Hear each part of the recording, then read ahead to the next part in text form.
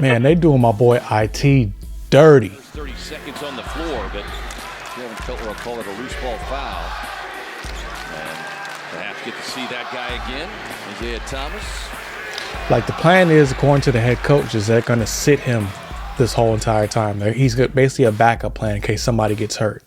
So you're telling me playing Grayson Allen is a better option than Isiah Thomas? Like, mind you, Grayson Allen's having a great year, great season, but I just don't think he's a starter. Like, I think you're jeopardizing your season, allowing him to be the starter going into the playoffs. Like, you have a perfect opportunity to play Isiah Thomas. Isiah Thomas is a quality point guard. Like, I think he needs to be played. Like, you heard it here first. Frank Vogel is going to lose his job because of this. Like, this is going to be it for him. Maybe not because of this, but this is definitely going to factor into him losing his job, because Isiah Thomas should be playing. You just don't give this guy a job and let him sit on the bench and be like an ornament, you know, for the crowd to yell, play IT, play IT. Like, this is crazy. Like, play the man. Play him. You need him, play him. You need a point guard. Devin Booker's being worn out. Like, I think he needs to be played at this point. Like, that's just my opinion. The Houston Rockets are balling. 10 games in March. They won 10 games in March. In January and February, they won 10 games combined, both months. Like, they are balling, and a major contributing factor to that is your boy Jalen Green. He's averaging 34 points per game, 7 rebounds, 3 assists, shooting 56% from the field, 50 from 3, 80 from the free throw line. Like, your boy is balling. And it's funny, he's been balling since your boy Sengun got hurt. Now, there's some rumors and some noise coming out of Houston that they don't really get along too much, and that's why the Rockets offered up Jalen Green from Mikal Bridges. I think that's a crazy trade at this point, because Jalen Green is balling. Mikal Bridges is cool too, but I just like Green. I feel like Green has a lot of potential. He's young, you know, he's an upstart. Like, I just think there's a lot of potential there. You combine that with Sengun, who's also young. Like, I think you have the verge of something really great happening in Houston, and I feel like you have to give it some more time. Like, they just need more time, and I think this is proof of it right here. Jalen Green is finally falling into his own. There's rumor that Sengun could come back before the end of the season, so they can go into the playoffs if they were to make the playoffs with Sengun coming back. Like, I like what they're doing. I feel like if they can get on the same page, they could definitely do some things. I just think they need some time. They're two young players. They have a lot of potential, and I think they just have to figure out how to play with each other. Like, Kobe and Shaq kind of went through the same thing. Not comparing them to Kobe and Shaq, but I'm saying they went through the same kind of, you know, maturation process, trying to figure it out, and I feel like they'll figure it out. I feel like this is a good combination they have in Houston to go along with everything else they got going on, Van Fleet and the Thompson twin, like Jabari. Like, I feel like they have a lot of potential in Houston, and I like what they're doing. I just feel like they don't need to break that up just yet. So let's see what Houston does. What y'all think? Y'all think Houston is set where they are, or should they make a trade and get rid of Jalen Green? I like Jalen Green. I think he's gonna do his thing, but who you got? Can we talk about some trade deadline deals, or one deal in particular that I don't think has gone well for either team? The Knicks and the Pistons. The Knicks acquired Bojan, and they acquired Alec Burks and gave up Grimes. They gave up Fournier and a couple of other players. Now, at the time, I thought this was a good trade, especially for the Knicks, because the Knicks were struggling. They had lost Randall. They had lost Mitchell Robinson. They had lost OG. They needed some support for those players, and I thought Bojan was a good pickup, and Alec Burks, for that matter, were both good pickups, both good shooters, both good scorers. Like, I thought they could do their thing. But Bojan has been struggling. Like, he hasn't been getting as much playing time as he was in Detroit. That has a lot to do with Tibbs and his, you know, requirement that his players, his starters, play defense. Like, you can't play on that team without playing solid defense, and Bojan is just not that player. And then going along with that, he's shooting less than 40% from the field. Like, he's been struggling in New York. And Alec Burks hasn't been doing too much better. His assist to turnover ratio is horrible. He's definitely turning the ball over more than he is throwing assists. Like, that team is struggling right now when it comes to those two players. And then you got Detroit. They acquired Evan Fournier, who's not been playing well. Like, he's been a struggle. Grimes has only played in 5 or 6 games since being acquired with that knee injury that he had in New York. Like, it's a struggle. Like, I thought, you know, Detroit was doing okay, with Cade and Bojan. That duo was kind of getting to know each other. They finally gotten healthy, so I felt like they were finally figuring some things out. But then they went and just shook up the apple cart and got rid of everybody. Like, they got rid of Monte Morris, shipped him to Minnesota. You know, they got a bunch of young players that aren't doing too well. Like, they cut Killian Hayes. Killian Hayes is sitting at home doing podcasts like me. Like, it's crazy. Like, I just don't understand what they're doing. And Jaden Ivey was supposed to be the next man up, but he's struggling with all this playing time now. So Detroit, they're kind of more of a mess than they were before they made the trade. And that's hard to say because they had one of the longest losing streaks in league history. So how does that happen? Like, I don't understand it. But either way, I feel like the Knicks will eventually figure it out. They're getting Mitchell Robinson back this week. So, you know, that'll be definitely a help for them. And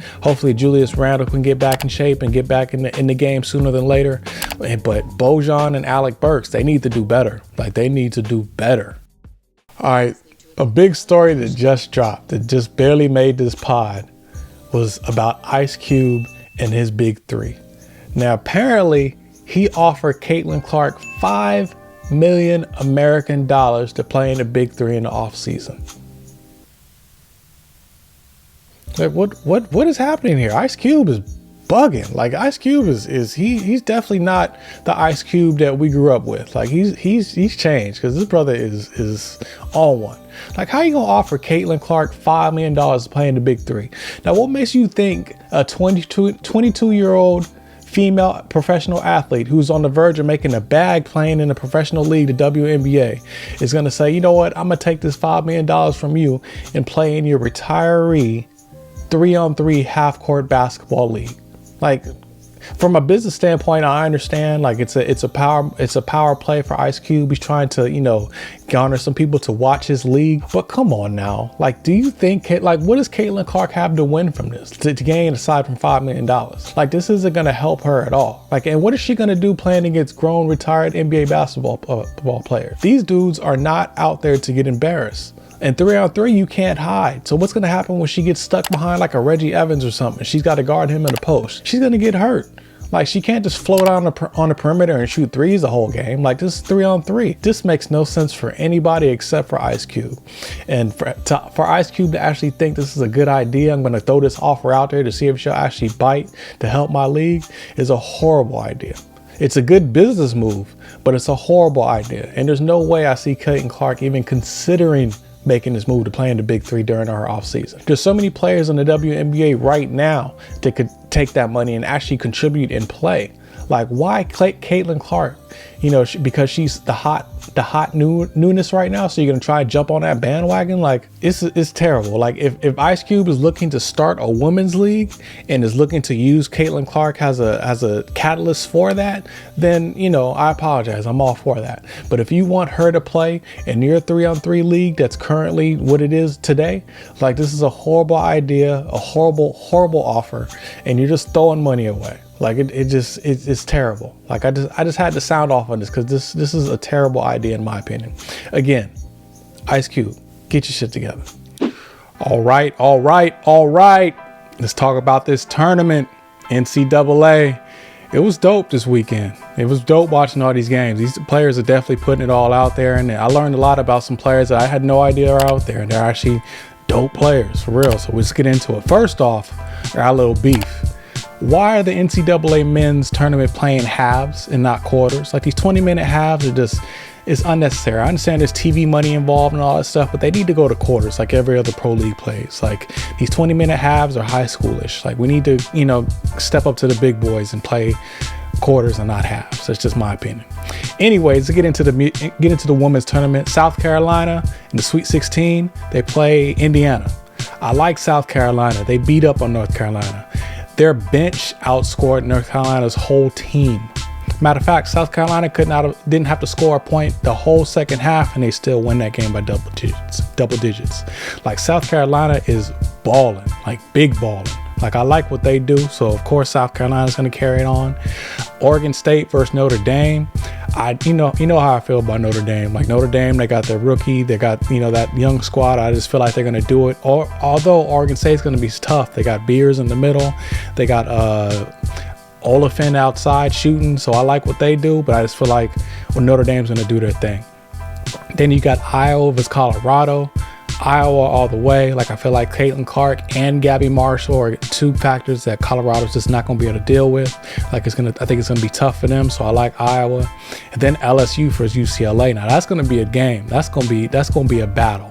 I like LSU, but I also like UCLA. UCLA's got some scrappy players on their team. But, you know, what UCLA has to do is keep LSU off the free throw line. You can't foul them all game like the Middle Tennessee did. LSU went to the free throw line 30 something times, and Middle Tennessee went 9 times. Like, you can't do that if you want to win a basketball game. So UCLA's got to not foul them and guard them. And if they can do that, they'll stand a chance of beating that team, because LSU is not what they were last season. Then you got SC versus Baylor. That's going to be a tough team. I like that matchup. SC is tough, of course, with Juju. Then you got the transfer from Harvard, Mackenzie Forbes, balling, shooting like 40% from the 3. Like, she's hitting. Like, I like what they do. But Baylor's tough too. They got this chick named Jada Walker, who hits big shot after big shot. They went into Virginia Tech and beat that team after they were streaking at home. Like, they hadn't lost a home game in a while, and Baylor came in there and took that. So, you know, Baylor's tough. They're definitely going to be a team to watch out for. Then you got UConn versus Duke. That's kind of low-key the main event for me, because UConn is tough. They look official, Paige Beckers. But then Duke also looks tough. They beat Ohio State, a number 3 ranked team. And now they're playing against UConn, who's also a tough team. And Duke has Reagan Richardson, who's a baller. She's a beast, averaging 19.5, shooting 48%, 60% from 3. Like, she's a nice player. So I think her and Paige Beckers are definitely going to go head up, and that's going to be an exciting game to watch. Texas and Gonzaga. I like Gonzaga, unfortunately. Like, I love Texas. I love Booker. I love that team. But Gonzaga, I think they're just too tough. Like, they got those twin guards, those Truong twins. They're tough. They got Ajim in the middle. She's doing stuff she's got to be accounted for. So I just don't know if Texas has enough to overcome everything that Gonzaga is bringing. But that should also be a good game. And then you got NC State and Stanford. I think Stanford's going to get washed. That's right. Stanford's tough. I like Stanford. I like Brink. They proved it themselves, I think, that they could win without Cam Brink, who fouled out going up against Audi Crooks. Like, that was a tough little matchup to watch. And then Kiki Urfin stepped up. Kiki's nice, but I feel like NC State's got dogs on their team. They got Isaiah James and Sonya Rivers, like dogs. Like, they play ball. They play tough ball. So I just don't know if Stanford's going to is prepared for the type of, you know, heat that NC State's going to bring. So I like NC State, honestly. I like them getting past Stanford. But as far as for the men's tournament, Sweet 16, we got UNC versus Bama. That's a tough matchup for UNC, because Bama is tough. Bama's got Mark Sears. Mark Sears has been balling this tournament. Like, he's been putting up really solid numbers. So I like what they bring. So that's going to be a tough matchup. I really can't call that one. Like, I like UNC because I'm a Tar Heels fan, but I wouldn't be surprised if Bama won that game. Like, Bama's a tough little squad. Then you got Arizona versus Clemson. I like Arizona. I don't really care for too much about Clemson. They got a squad, but I think Arizona's just too much. Then you got Purdue versus Gonzaga. Purdue is balling, just like I said. Zach Edey, 50 plus points and 35 plus rebounds. He's the first player to do that in 2 games since Antonio McDyess in 1995. So Edey is balling. I like Purdue. I like what they bring. I think they're going to get past Gonzaga. Then you got Creighton and Tennessee. I really can't call that one. Like, I think Creighton's going to do it, but I wouldn't be surprised if Tennessee does it. I like what Creighton's bringing. UConn versus Dago State. UConn, they might repeat this year. Like, they're a tough team. They have a huge front line with Klingon. Like, Klingon is a big boy, and the perimeter players make plays. They play tough, like Newton, Spencer. Like, I like what they do. Like, Dago State's going to be a challenge because they got Jaden Leedy, who's also balling, but I think this UConn is going to be too much for them to overcome. So I really like UConn getting past San Diego State. Then you got Illinois versus Iowa State. I like Illinois coming out that. Like, they got a tough squad. They're led by their standout, Terrence Shannon Jr. He's been balling this tournament. I just like what they bring. I like Iowa State. They're nice with it, but I just feel like Illinois is going to pull off an upset with that one. Then Houston and Duke. Houston plays defense. Like, I like what they do, but what I didn't know about Houston is they got a guard forward combination in Sheed and Sharp who are tough to deal with. Sheed gets to the basket on demand, hits shots. Like, he's a tough player to guard and defend. Like, I just don't know if Duke's going to have enough to stop that combo. Like, you know, Houston is balling on top with that offense and that defense. They're definitely a tough squad. And then one of my favorite matchups is NC State versus Marquette. NC State, nobody saw them coming in. 11th ranked. They made it all the way to the Sweet 16. Like, they're definitely the Cinderella of this tournament. And I think they might be able to get past Marquette. Like, I like what NC State bringing. I'm a big fan of Zach Randolph. DJ Burns Jr. Big boy is balling back there. He's a bully. He definitely does his thing. Like, he's got a soft touch too. That's why I compare him to Zach Randolph, because he's big and he's husky, but he definitely has a soft touch off that backboard. So I like what DJ Burns brings, and I like NC State. Like, I feel like they're going to pull off an upset and they're going to surprise everybody by getting past Marquette. But like I said, the NCAA game has been fun to watch. Like, I've learned a lot. Like, I've definitely been introduced to a lot of different players who have lost and who are still in the tournament. And I feel like with this lottery coming up, there are going to be a lot of players that come out that they're going to, you know, contribute in the NBA. So I like what I've watched so far.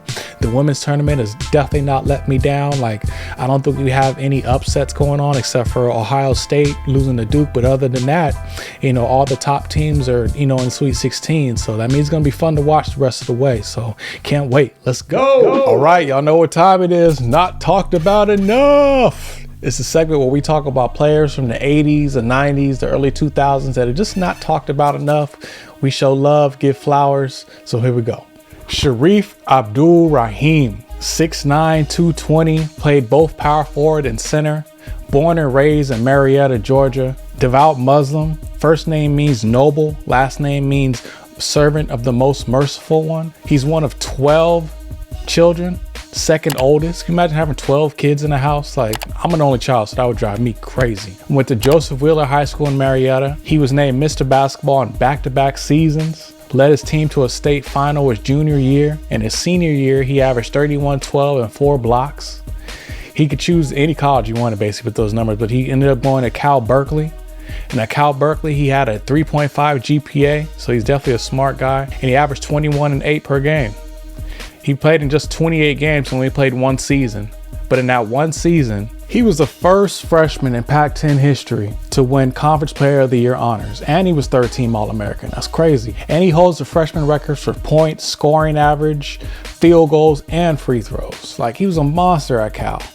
They didn't win anything in the tournament, but he still put up some numbers. He ended up declaring for the NBA draft in 1996, and he was actually drafted third by the Vancouver Grizzlies. That's behind Marcus Camby from UMass and, of course, Allen Iverson from Georgetown. I was a big fan of Marcus Camby. I had a jersey of his and everything. At Vancouver, he averaged 16 points per game, which is a rookie record, and he actually had a season high of 38 points in the game versus the Sacramento Kings. A game they lost, but still, 38 points for a rookie is impressive.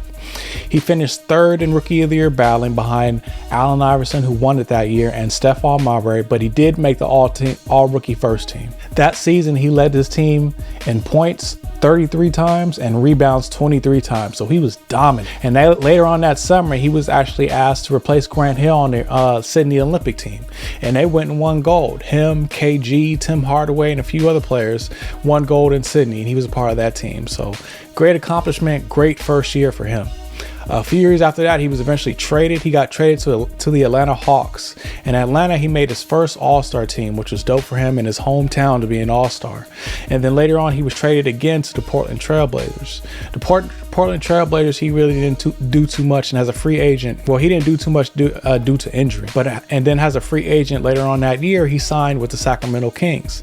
In Sacramento, that was a big year for him because he actually made the playoffs, and he held the record for the most seasons played without appearing in the playoffs was 744.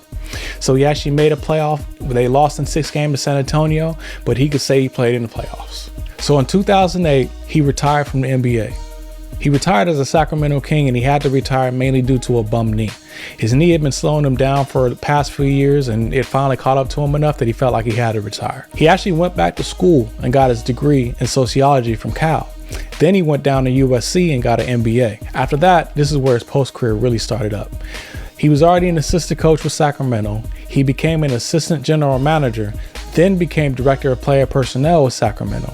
He held that position for a while and then moved over to the G League, where he became the new general manager of the Reno Bighorns, which was the Kings G League affiliated team. He held that position for a few years and then became assistant vice president of basketball operations for the NBA. So he was really doing big things. And then after that, where he is now is basically he is now the new president of the NBA G League. He replaced Malcolm Turner, who stepped down to become the AD at Vanderbilt. Like, Abdul Rahim is not only a great player, but he's a really extremely intelligent dude. He values his parents' influence as a child and holds on to their philosophy. Remember how you came on all your accomplishments, and stay humble. And humble is definitely something he has been, because you really don't hear a lot from him. But he's definitely a big player in the league in his post career. Being the president of the G League is a big issue, is a big deal. So shout out to Sharif Abdul Rahim. All right, let's talk about baseball. Baseball season officially starts this week. I'm excited. As you can see, this is the best time of the year. So let's go. Baseball. So on the Scott Boras stuff, like Scott Boras, let's review for all of us who might not be aware. Cody Bellinger was looking for $200 million, got $80 million from the Cubs. Blake Snell was looking for $300 million, declined the offer from my Yankees for $168 and took $62 from the Giants. Matt Chapman was looking for $150, declined the offer from Toronto to re-sign for $100 plus and got $54 from the Giants. JD Martinez just signed with the Mets. He was looking for $50, got $15 got a $15 million offer from the Giants, and then end up getting $12 from the Mets. Like, I actually like that pickup for the Mets, so that toughens up their lineup. Or not, the Mets are gonna make some noise. And then you got Jordan Montgomery. He just signed. He was looking for $170+ million coming off a World Series, and only got $25 million in Arizona. Now think about that with a vesting option. What a vesting option means is that he starts more than 10 games, he's guaranteed that second year. But right now, it's just a 1 year, $25 million deal. He was looking for 6 years and only got 1 year with the vesting to its second year option. Like, that's terrible. I mean, keep this in mind. His average salary is less than Sonny Gray. Shorter term and less guaranteed money. Like, he lost. Scott Boras is killing his clients. Scott Boras has had one of the worst off seasons in sports history with his clients, and just generally speaking, like, he's definitely let a lot of people down. And I feel like all the MLB teams colluded and basically made sure that all his clients weren't going to get the money that they were looking for, just because Scott Boras is just doing too much. So congratulations, Scott. You messed it up for everybody.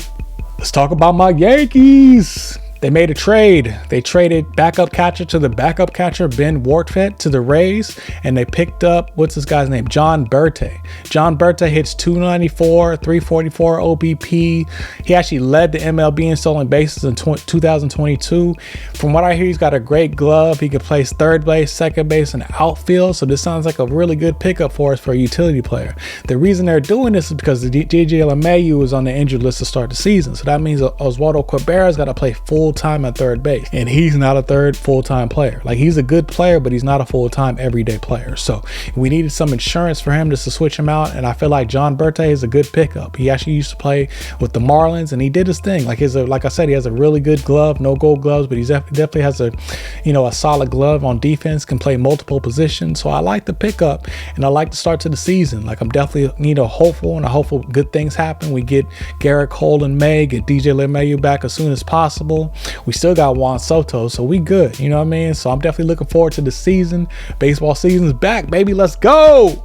And I'm not going to talk too much about this Ohtani situation because, it's a lot going on. But basically, his interpreter was betting on games, fell into debt, and had Ohtani pay his debt for him. Like, there's nothing wrong with gambling on sports unless you live in California, which he did play in California. So if he was gambling in the state of California, that's actually illegal. But what he was doing that was incorrect is that the bookie that he was working with was a illegal bookie. Like, he wasn't legit, and that bookie was out talking about he was placing bets for Ohtani and not Ohtani's interpreter. So, you know, this is dirty. This is a real ugly situation. This is a situation that's going to follow the Dodgers for most of the season, because everybody's going to be talking about it during this investigation. Like, it's unnecessary as far as I'm concerned. You know, Ohtani had a press conference where he talked about it and basically placed all the blame on the interpreter and act like he had no idea. And, you know, I've never had that much money before, but if I had that much money, I would know where it was going and who was dealing with it. Like, I wouldn't just be like, I don't know what's going on. Like, first he said that he was helping his friend by paying off his debts, and then he's saying he really had no idea what was going on and the guy was actually stealing money from him. Like, his story is changing too much. Like, it looks real ugly. I know Pete Rose wishes he had an interpreter back in the day so he can blame his gambling situation on that, so that way he can be in the Hall of Fame. But I digress. All right, you know what time it is? With your fantasy. With your fantasy. With your fantasy. That's my joint, yo. So we back. Fantasy playoffs are starting up. Last week I said one league hadn't started and another one had. No, they both started in the playoffs. My mistake. But, you know, there's some players to pick up for the playoffs if you need some help. First off, Russell Westbrook and Mitchell Robinson are back for their respective teams. If you happen to listen to me and drop Russell Westbrook, you might want to look back and maybe pick him up. He might be able to contribute some stats that you might need to fill in with the gap for a player that might be missing, like Ingram or anybody else who's been hurt recently. So Russell Westbrook might be a look. Mitchell Robinson might be a good pickup as well. You've been holding on to him. It's paid off because he's now come back right on time, and you know he's going to play because he's got to basically get ready for the playoffs. I've heard he's stayed in shape while he's been hurt, so it looks like he'll be in a good place to get some playing time. So I like Mitchell Robinson. Julius Randle, there's still no word on when he's coming back, so you know Mitchell Robinson is a good pickup to make. You got Jeremy Sokin is getting numbers. He just put up a big huge game the other night, so I like what he brings as well. What I like about him is he plays a power forward and a point guard. He's an active defender and he scores, so he's a good player to pick up because he's versatile. You can play him at the power forward, you can play him at the guard, you can play him at a lot of different places, so he's a good player to have on your team. Peyton Pritchard is a good pickup as well. The top seed Celtics are not going to be playing their frontline starters that much going into the playoffs because they're going to be resting up. Right now, Holiday's hurt. Dude with the big head is hurt. Like, you know, they got a lot of players that are on the hurt right now. So Peyton Pritchard is a good player to pick up if you need a player. He's hitting threes, he's getting minutes, he shoots a high percentage, and he plays solid defense. So I definitely look at him as well. And of course, you got the rookie Scoot Henderson is back. They're going to see what he's got for the rest of the season. So he's going to get a lot of playing time. He's finally healthy fully. So I think he's going to be a solid pickup to make too. But you know, these playoffs, you know how they go. So just keep your eye open on the wire. I know I definitely am looking at players and trying to figure out who is who and what's what. And we'll get back next week and see what's up. All right. Y'all know what time it is. Sneaker of the week. These are actually the Air Max 1 anniversaries. They came out 2017, March 26th, which is Air Max Day, or is looked at as Air Max Day because that's the day the originals released. These are the actually anniversary Obsidian pairs. These joints is dope. I love the blue. I love the red accents. I love everything about these shoes. They're extremely comfortable. Like every time I wear them, which is not too often because these shoes mean a lot to me and I don't want to mess them up, so I tend to not wear them too often. But these shoes are dope, man. These are my joints right here. These are some of my favorite Air Maxes. This is actually my second favorite pair of Air Maxes. I got one more pair of Air Maxes I'm gonna show y'all, but we're gonna wait for next week. That's why I'm giving you guys a bonus week for Air Maxes, just because I missed the first week.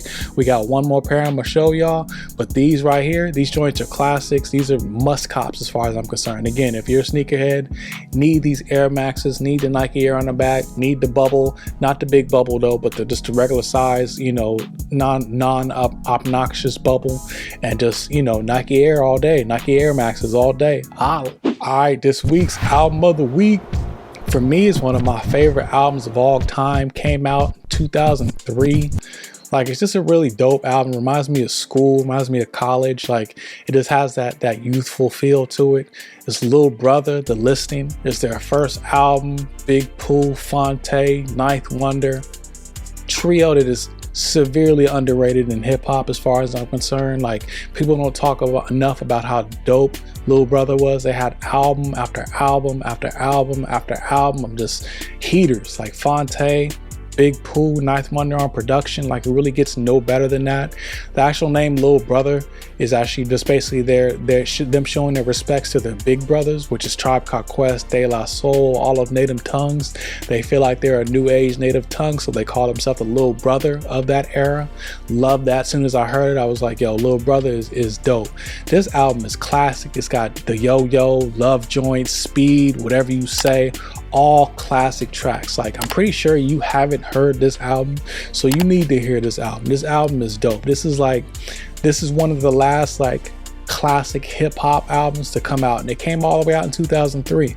But you know, believe it or not, hip-hop's kind of been on a downhill slope ever since then, because we got all this, you know, this manufactured hip-hop and this popping and snapping and sexy shit. Like, it's all been, but this is real. Like, what I love about this album is that it just reflects the time in our lives where we were all doing the same things. We were all clubbing, we were all chasing girls, we were all just trying to stay out of trouble and do the right thing, and just learning on the way, but making those mistakes that we did. So Lil Brother, you know, they definitely were great at performing that and putting that on wax. So that's what I really love about Lil Brother. I love any music I can listen to and instantly relate to it, and Lil Brother was definitely one of those albums, this album in particular, but all of their albums I could listen to and absolutely relate to it. Even the title of the album, The Listening was them basically describing when you get that album and you listen to it for the first time.